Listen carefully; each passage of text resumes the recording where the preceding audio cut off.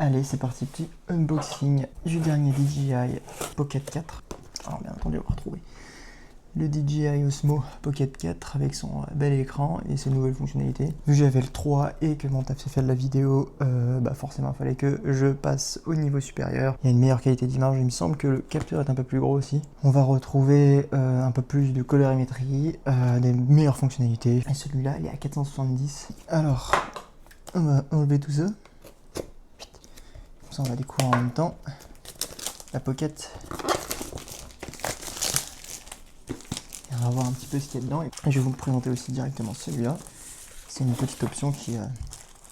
c'est pas une option officielle, il me semble que c'est quelque chose qui a été fabriqué à part par d'autres sociétés. Et ça vient se brancher au niveau de la petite gimbal, au niveau de la nacelle, pour avoir une petite lumière d'appoint. Ça pourra rajouter une petite lumière en plus dans les endroits vraiment sombres, donc je pense que ça pourrait être cool. Là ça se voit pas vraiment, hein, parce qu'on est quand même bien éclairé, c'est la pleine journée. Allez, comment ça s'ouvre par au-dessus, tout simplement, hop.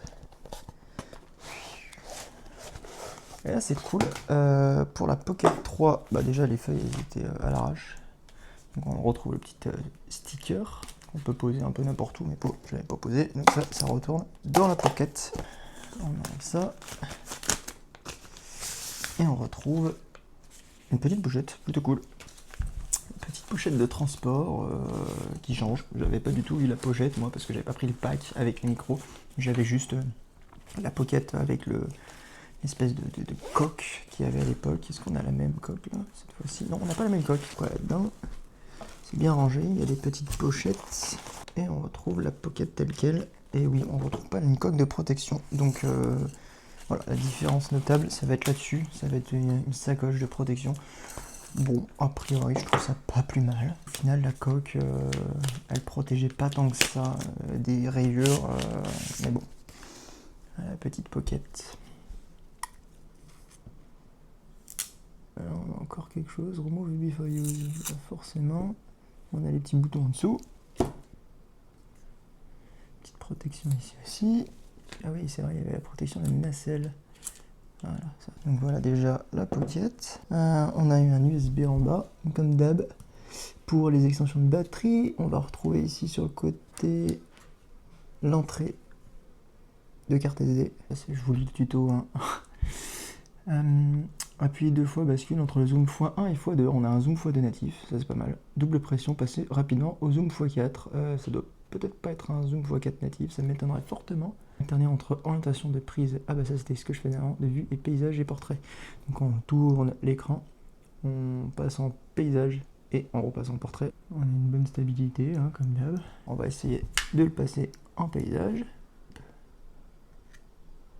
On reste super stable. Voilà, donc on va retrouver les deux boutons ici pour le zoom x2. Voilà. Et ensuite le x1.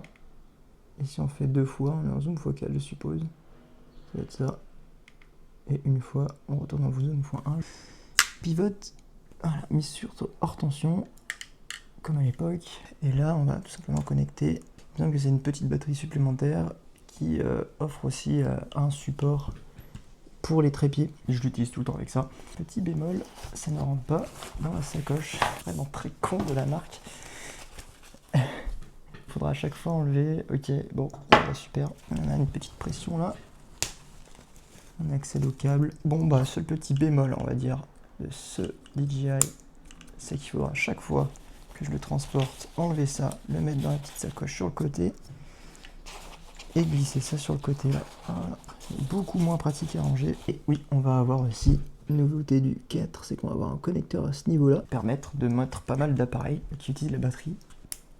Et là on se met comme ça. D'accord, oui, bon allez, pourquoi pas la petite lumière d'appoint. Est-ce que ça change quelque chose? Là on est en pleine journée, donc forcément que ça va pas bien changer. Ouais, ça change que dalle, en pleine journée ça sert à rien du tout.